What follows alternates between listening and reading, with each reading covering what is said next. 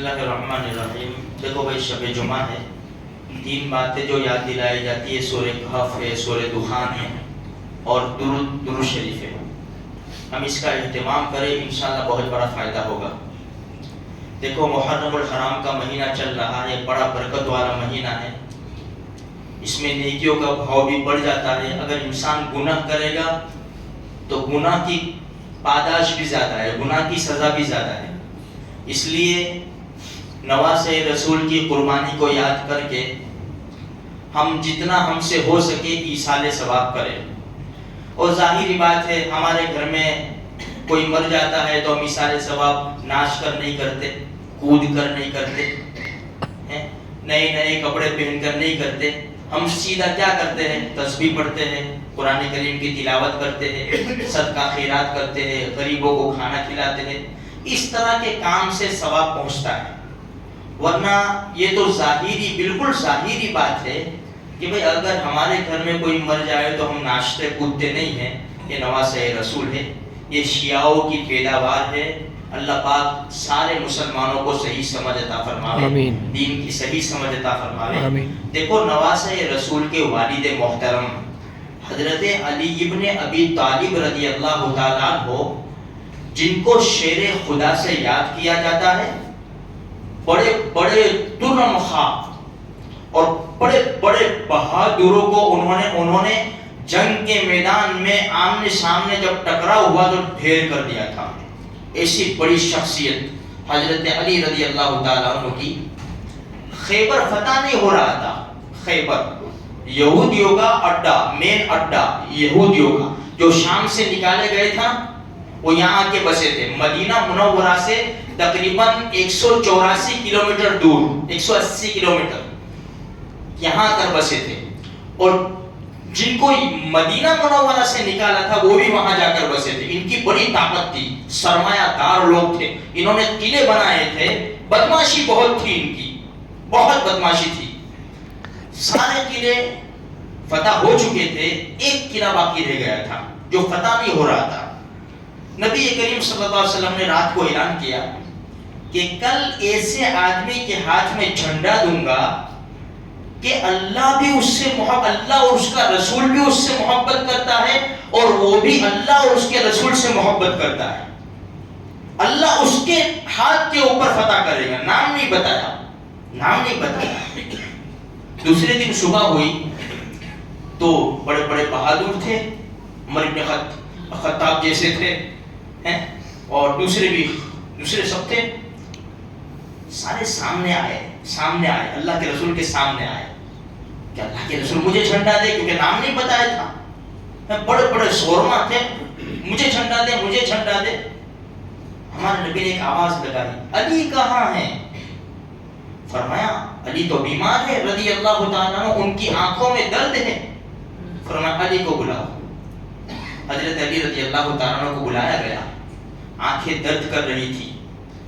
دونوں جہان کے سردار امام الانبیاء صلی اللہ علیہ وسلم نے اپنے لعاب مبارک، تھوک مبارک ان کی آنکھوں میں لگایا. ایسی آنکھیں ہو گئی جیسے درد ہی نہیں کرتی تھی. ہمارے نبی نے جھنڈا دیا، علی اس کو لے جاؤ، جاؤ. حضرت علی نے ایک سوال کیا، یا رسول اللہ اس وقت تک لڑوں جب تک یہ ہمارے جیسے نہ ہو جائیں؟ فرمایا علی جلدی مت کرنا، جب وہ لوگ قابو میں آ جائے اسلام کی دعوت دینا.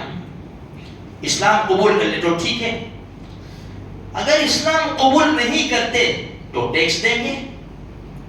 اس طرح تو کام کرنا. حضرت علی ابن ابی طالب رضی اللہ تعالیٰ تشریف لے گئے اور بڑے زوردار حملے کیے. الحمدللہ مختصر طور پر یہ ہے کہ خیبر کا دروازہ اکیلے نے اٹھا کر پھینکا اور خیبر فتح ہو گیا حضرت علی رضی اللہ تعالیٰ عنہ کے ہاتھوں ہاتھ. یہ اتنی زبردست ہستی ہے. اب بتاؤ ایسی ہستی کو اگر شہید کر دیا جائے تو کیا ان کا دردناک قصہ بھول سکتے ہیں ہم لوگ؟ یہ ہے کون؟ حضرت حسن اور حضرت حسین رضی اللہ تعالی عنہما کے والد محترم. 17 رمضان کا دن تھا. اللہ کے رسول ایک مرتبہ بیٹھے ہوئے تھے ایک مرتبہ بیٹھے ہوئے تھے, ایک سوال کیا, بتاؤ دنیا کا بدبخت انسان کون ہے؟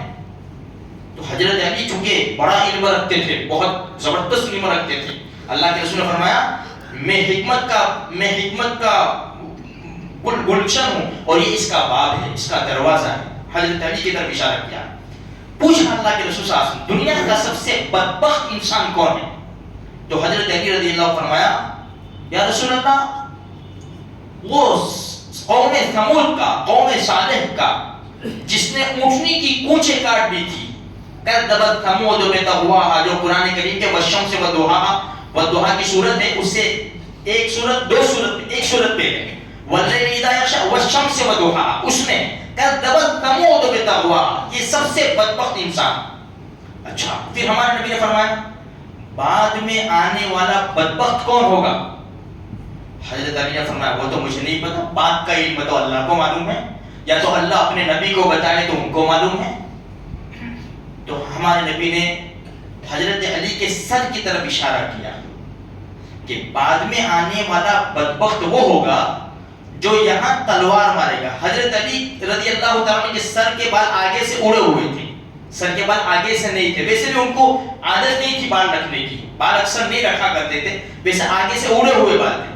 فرمایا یہاں تلوار مارے گا اور وہ خون سے داڑھی مبارک تر ہو جائے گی. یہ اللہ کے رسول نے بشارت دی. جب ان کی ہی قوم میں سے ایک قوم الگ ہوئی جس کو خارجی کہتے ہیں, بڑی داستان ہے, وہ بعد میں انشاءاللہ کبھی. 17 رمضان المبارک کا دن تھا. حضرت علی رضی اللہ تعالیٰ عنہ کی عادت شریفہ تھی جب فجر کی نماز کے لیے نکلتے, اس زمانے میں جو امیر ہوتے تھے, خلیفہ ہوتے تھے, وہی نماز پڑھاتے تھے. ساری نمازیں, ہمارے نبی تھے, ہمارے نبی نماز ہوتے, امام الانبیاء کوئی آگے نہیں پڑھ سکتا, اور جو خلیفہ ہوتے تھے وہی نماز پڑھاتے تھے. فجر کی نماز کے لیے نکلے, الصلاۃ عادت شریفہ تھی حضرت علی رضی اللہ تعالیٰ عنہ کی, الصلاۃ الصلاۃ, لوگوں نماز نماز نماز نماز, آوازیں لگاتے محلوں میں سے گزرتے تھے. ان کی آوازیں سن کر لوگ تشریف لاتے تھے اور پھر مسجد میں جا کر نماز پڑھاتے تھے. جب یہ نکلے گھر سے مسجد کی طرف جا رہے تھے کہ بدبخت انسان اس امت کا بدترین انسان عبد الرحمن ابن ملجم, وہ سامنے سے آیا, سامنے سے, اور سیدھی تلوار ماری. رات کا اندھیرا تھا, ورنہ اس سے پہلے جب ہمارے نبی نے بتایا نا تو حضرت حسن رضی اللہ تعالیٰ عنہ دن میں پیچھے چلتے تھے حضرت علی رضی اللہ تعالیٰ عنہ کے, اور رات کو آگے چلتے تھے. دن میں تو دیکھ سکتے ہیں, دشمن اگر آیا تو نمٹ لیں گے, لیکن پیچھے نظر نہیں آ سکتا. لیکن موت برحق ہے, دنیا سے جانا برحق ہے. اس دن صبح میں الصلاۃ آواز لگا رہے تھے, عبد الرحمن ابن ملجم سامنے سے آیا اور سیدھی تلوار ماری, یہاں مار دی.